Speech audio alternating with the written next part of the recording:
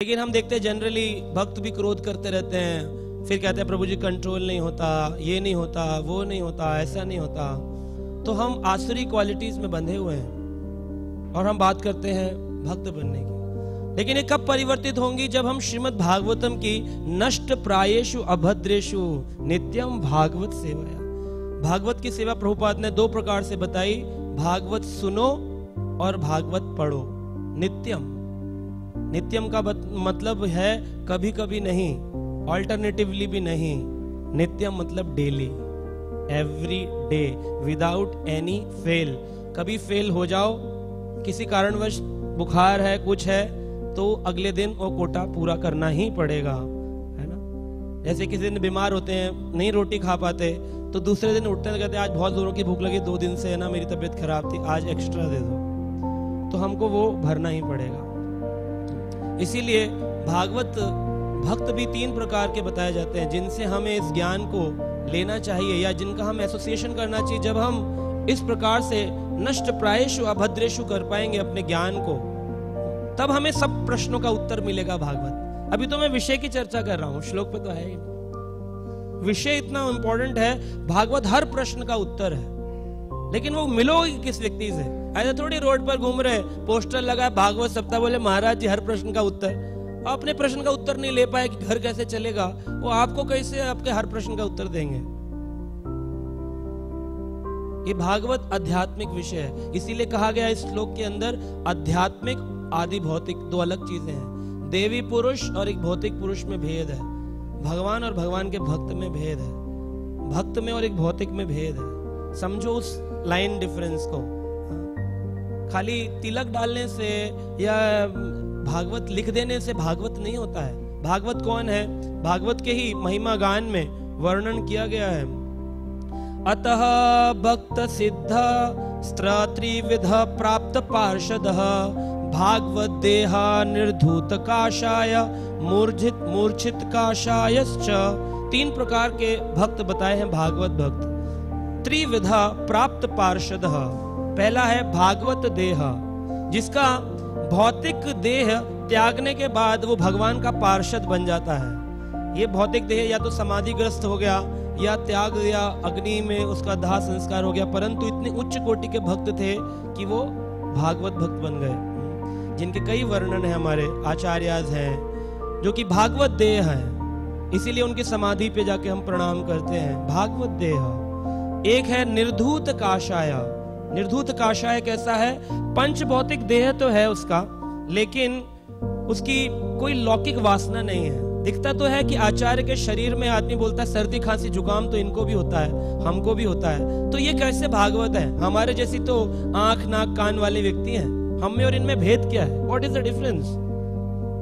ये भी तो वैसे ही है, हम इनको भक्त क्यों बोले? अरे ये ना ये पागल लोग होते हैं, बताए ना, इंसान को भगवान बना देते हैं, उसके पीछे पीछे घूम रहे हैं। अरे घूमने के लिए सेलिब्रिटीज कम है क्या? भगवान के पीछे जाओ, ये भक्तों के पीछे जाना क्या? ऐसे लोग बोलते हैं। लेकिन ये निर्धूत काशाय जो है, इनके शरीर के अंदर आपको क्या है? वासना नहीं है।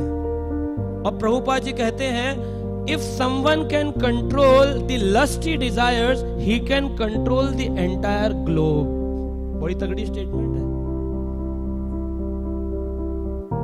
अगर किसी व्यक्ति ने अपनी इंद्रिय को वश में कर लिया, वो भी कौन सी? काम इंद्रियों को, तो वो व्यक्ति पूरे ब्रह्मांड को अपने वश में कर सकता है। इतनी शक्तिशाली बात है। और इसमें एक और चीज है, अगर कोई व्यक्ति अपनी इंद्रिय विषय को कंट्रोल कर पाएगा, जिह्वा इंद्री, काम इंद्री, तो कई लोग एक प्रश्न पूछते हैं, उस प्रश्न का उत्तर भी इसी में छुपा हुआ है। भक्त बोलते हैं प्रभु जी हमने श्लोका याद किया, याद नहीं रहता। अभी याद कर रहे थे, किसी ने पूछा, अभी निकल गया बस दिमाग से। क्यों निकल जाता है? कल अभी सुने, अभी भागवत सुने, अभी पूछेंगे थोड़ी देर, वो कर्ण का कौन सा जन्म, क्या नाम बताया था प्रभु जी ने? और यार नोट्स कॉपी लेके नहीं आया था, मैं भी ना, क्या नाम बताया था? वो रिकॉर्डिंग देख लेंगे, उसमें देख लेंगे। क्यों निकल जाता है ये ज्ञान? बताइए रीजन क्या है इसका? रीजन पता है? रीजन है हमारे काम। जिसकी जितनी काम वासना होगी उसका ज्ञान उतना कम टिकेगा। जिसकी ज्यादा काम वासना होती है उसका ज्ञान बह जाता है। जिसका काम वासना कम होती जाएगी, ज्ञान उतना टिकता जाएगा। ज्ञान टिकाना है, काम वासना को रोक दो, अपने आप ज्ञान टिक जाएगा। प्रभुपाद जी कहते थे मेरे गुरु महाराज का ज्ञान टिका इसीलिए मेरे तक, क्योंकि मैंने काम वासना को वश में किया। बहुत मुश्किल है निर्धूत काशाय बनना।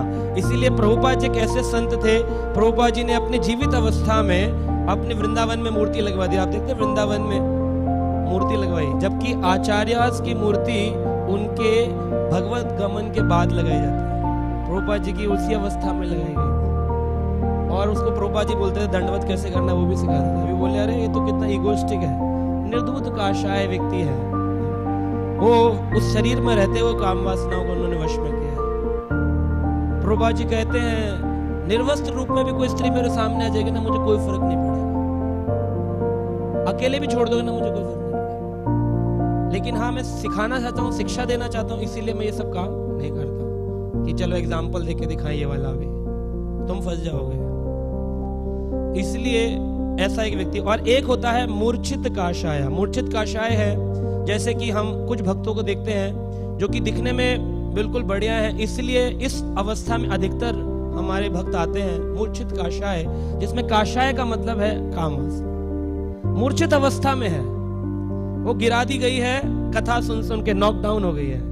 लेकिन जैसे ही उसको अजामिल की तरह संग मिलेगा एक पोस्टर का, एक आजकल जैसे बड़ा प्रचार है YouTube के द्वारा प्रवचन सुनने का। आजकल लोगों ने सीडीज, पहले कैसेट होते थे, फिर सीडी आई, फिर पेन ड्राइव आई, फिर लोग बोला करते थे प्रभु जी पेन ड्राइव दे दो। आजकल तो कोई कुछ पूछता ही नहीं, कुछ मांगता ही नहीं है, मंदिर में भी नहीं आते आजकल। और जो बेचारा YouTube में नहीं हो तो पहुंच ही नहीं पाता लोगों तक। तो क्या कर सकते हैं, टेक्नोलॉजी डिमांड। तो इस प्रकार से सूक्ष्म काशाय, जैसे ही उसको ड्रैग करते करते क्या होता है, माया भी तो ड्रैग करेगी ना।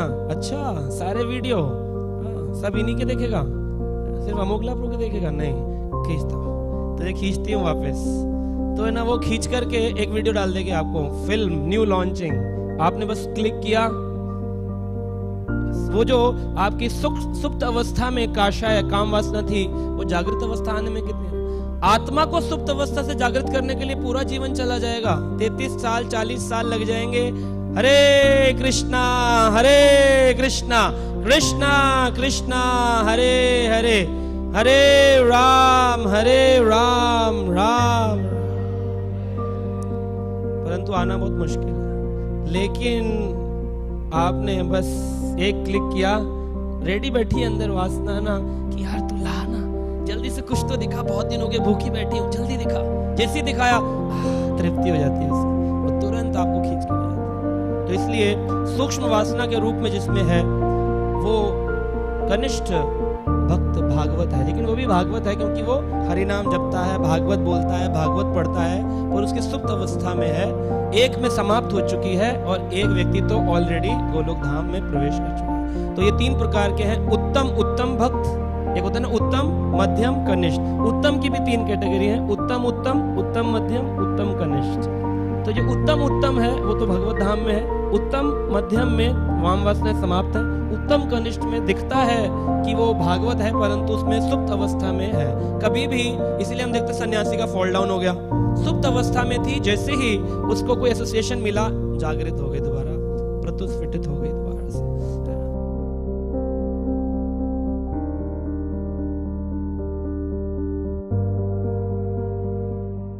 Subscribe now and press the bell icon.